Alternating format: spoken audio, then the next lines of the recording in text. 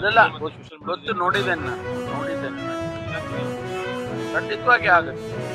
ಇದು ಇಲಾಖೆಗೆ ಆಗುತ್ತೆ, ಸರ್ಕಾರಕ್ಕೆ ಆಗುತ್ತೆ, ನಮಗೆ ವೈಯಕ್ತಿಕವಾಗಿ ಗೃಹ ಸಚಿವರಿಗೆ ಆಗುತ್ತೆ, ಇದೆಲ್ಲ ಹಾಗೆ ಆಗ್ತದೆ. ಆದರೆ ಇದು ಆಗಬಾರ್ದಲ್ವಾ, ಆಗಬಾರ್ದು ಅನ್ನೋ ಸೂಚನೆಯನ್ನು ಈಗ ಕೊಟ್ಟಿದ್ದೇವೆ. ಭಾಳ ಕಠಿಣವಾಗಿ ನಿರ್ದಾಕ್ಷಿಣ್ಯವಾಗಿ ನಾವು ಸೂಚನೆಗಳನ್ನು ಕೊಟ್ಟಿದ್ದೇವೆ ಮುಖ್ಯಮಂತ್ರಿಗಳು. ನಾನು ಒಂದು ತಾವು ಹೇಳಿದಾಗೆ ಯಾಕೆ ಹಿಂಗಾಗುತ್ತೆ ಅದೊಂದು ಸ್ಟಡಿ ಮಾಡೋಣ, ಅಧ್ಯಯನ ಮಾಡಿ ಏನು ಫ್ಯಾಕ್ಟರು ಈ ರೀತಿ ಹಾಗಲ್ಲ. ಇವ್ರನ್ನ ಲಂಚ ತಗೊಳ್ಳೋದಕ್ಕೆ ಏನು ಯಾವ ಫ್ಯಾಕ್ಟರು ಅವರಿಗೆ ನೋಡಪ್ಪ, ನಾನು ಹಿಂದೆನೂ ಹೇಳಿದ್ದೀನಿ, ಇವತ್ತು ನನ್ನ ಹಂತದಲ್ಲಿ ಯಾವುದೂ ಅಂಥ ಪ್ರಕರಣಗಳು ಅಥವಾ ಅಂಥ ವಿಚಾರಗಳು ನಡೆಯೋದಕ್ಕೆ ಬಿಡೋದಿಲ್ಲ.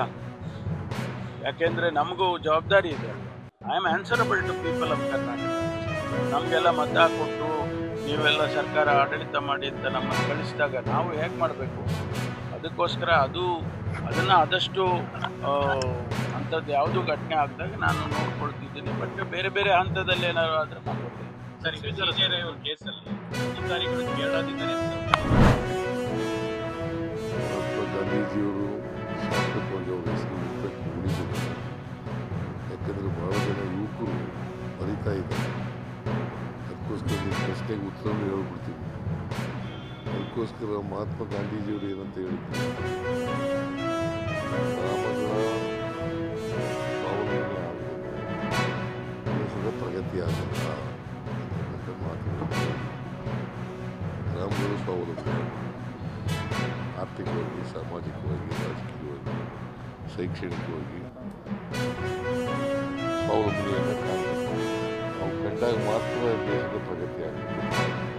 ಯಾಕಂದರೆ ಭಾರತ ಹಳ್ಳಿಗಳ ದೇಶ. ಮಹಾತ್ಮ ಗಾಂಧೀಜಿಯವರು ಹೇಳಿದಂಥ ಕಾಲದಲ್ಲಿ ಸುಮಾರು 100ಕ್ಕೆ 80% ಹಳ್ಳಿಗಳಲ್ಲಿ ವಾಸ ಮಾಡ್ತಾರೆ. ಅದರಿಂದ ಆ ಮಾತನ್ನು ಹಳ್ಳಿಗಳು ಉದ್ಧಾರ ಆಗುತ್ತೆ. ಅದನ್ನು ನೆನೆಸ್ಕೊಂಡು ನಾವು ಅವರಿಗೆ ಸಲ್ಲಿಸ್ತಕ್ಕಂಥ ಗೌರವ ಏನಪ್ಪ ಅಂತಂದರೆ, ಸುಮಾರು ಕರ್ನಾಟಕದಲ್ಲಿ 6,000 ಪಂಚಾಯತಿ ಇದ್ದಾರೆ. 6,000 ಪಂಚಾಯತಿ ಕಟ್ಟಿದ್ದಾರೆ. ಅವ್ರ ಹೆಸರು ಇರ್ತದೆ. ಅದನ್ನು ನಾವು ತೀರ್ಮಾನ ಮಾಡಿ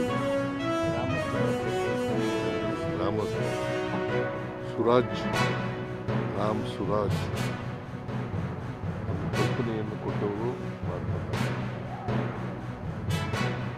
ರಾಮ್ಗಳು ಸ್ವತಂತ್ರ. ಅವ್ರು ಹಿಂಗೆ ಬಯಸಿದ್ರು ಅಂತ ಹಳ್ಳಿಗಳು ಸ್ವಾವಲಂಬನೆ, ಹಳ್ಳಿಯಿಂದ ಇಲ್ಲಿಗೆ ಹೋಗಬೇಕು, ಇಲ್ಲಿಂದ ಹಳ್ಳಿಗೆ. ಸೊ ಅಂಥವರು ನಮ್ಮನ್ನು ಅಗಲಿದ್ದಾರೆ. ಅದು ಹುತಾತ್ಮರಾಗಿದ್ದಾರೆ.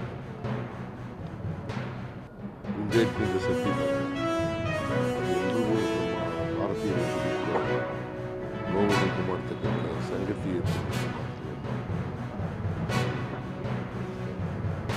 ಮಹಾತ್ಮ ಗಾಂಧೀಜಿಯವರು ಇನ್ನೊಂದಷ್ಟು ಮಾಡ್ತಕ್ಕಂಥ, ಯಾಕಂತಂದರೆ ಅವ್ರಿಗೆ ಒಬ್ಬ ಅವರ ಅಭಿಮಾನಿ ಒಂದು ಪತ್ರ ಬರೀತಾರೆ. ಏನಂತ ಬರೀತಾರೆ ಅಂತೇಳಿ, 100 ವರ್ಷ ಬಾಳಬೇಕು ಅಂತ ಬರೀತಾರೆ. ಅದಕ್ಕೆ ಉತ್ತರ ಏನು ಕೊಡ್ತಾರೆ ಗೊತ್ತಾ ಗಾಂಧೀಜಿಯವರು? ನಾನು ಕಡಿಮೆ ಹೇಳ್ಬಿಟ್ಟಿದ್ದೀನಿ, ನನಗೆ ವಯಸ್ಸಿನ 125 ವರ್ಷ ಬದುಕಬೇಕು ಅಂತ ಅಂದ್ಕೊಂಡಿದ್ದೀನಿ. ನಾನು ಹೇಳ್ತಾರೆ, ನೀವು 100 ವರ್ಷ ಅಂತ ಹೇಳ್ಬಿಟ್ಟಿದ್ದೀಯಪ್ಪ, ನಾನು 125 ವರ್ಷ ಬದುಕಬೇಕು ಅಂತ ಉತ್ತರ ಕೊಡ್ತಾರೆ. ಸೊ ಅದರಿಂದ ಅವ್ರಿಗೆ ಇನ್ನೂ ಜಾಸ್ತಿ ದಿನ ಬದುಕಬೇಕು ಅಂತಕ್ಕಂಥ ಆಸೆ ಇತ್ತು. ಅದು ಆಗಲಿಲ್ಲ ಅಂತಕ್ಕಂಥ ನೋವು ಸಂಗತಿ.